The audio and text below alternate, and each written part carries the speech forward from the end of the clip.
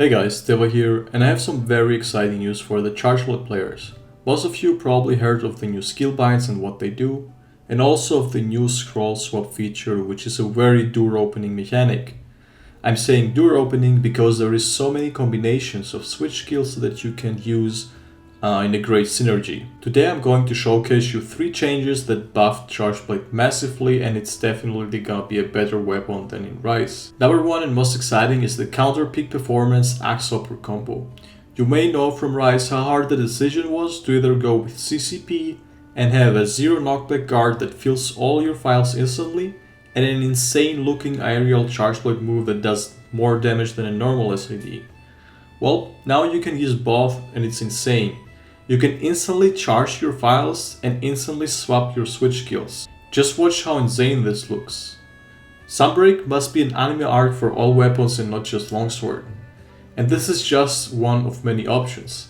Axe Hopper has supposedly a better aiming hitbox for files, but also a much higher motion value than a normal SID for the exits. If a monster does a move where you can't counter instantly from counter peak performance to SID, then you obviously are going to go for it. But now you can counter even small moves and save your files up, using them later on a smaller opening with Axe Hopper, dealing even more damage. Number 2 is the Ready Stance Savage Axe Cancel. This move was added as an additional guard point for Axe mode to stay in Axe. A nice addition, but what's even better is the DPS increase you get during a down. You all know the Savage Axe rotation is ED2 into upswing. What you can do now is ED2, which does anyway higher damage than the upswing, use Ready Stance and go back to ED2. This is straight up a DPS increase or even a KO increase, since an ED2 applies files to the monster. It didn't get the best feedback at the beginning, since the other weapons had insane counters and anime moves, and you know, the trails were much more, they were much better.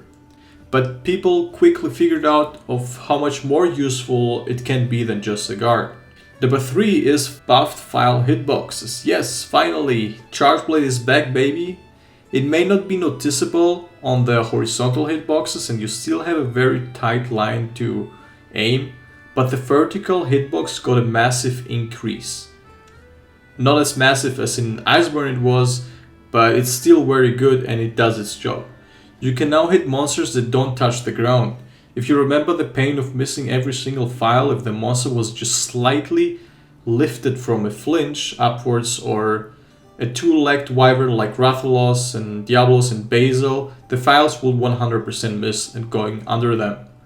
I hope these changes stay or even get buffed further in the full game. I won't talk about damage changes because, as Capcom say themselves, they're subject to change and the demo doesn't include the final balance changes. So that was it. I wanted to get a little bit back into content creation feeling slowly with Subreak release, but also share this exciting information with you guys. Most of it isn't all the new, but I didn't really have time to cover it earlier. And sadly I have no early access code, so I will probably not be making guides and build videos before the title updates, since there will be covered day 1 by people who had 3 to 4 weeks early access to the games and could have like 50 videos ready. But assuming something doesn't get covered as a build, I will probably do it. With that said, I wish you all a nice day and happy hunting, guys. Don't forget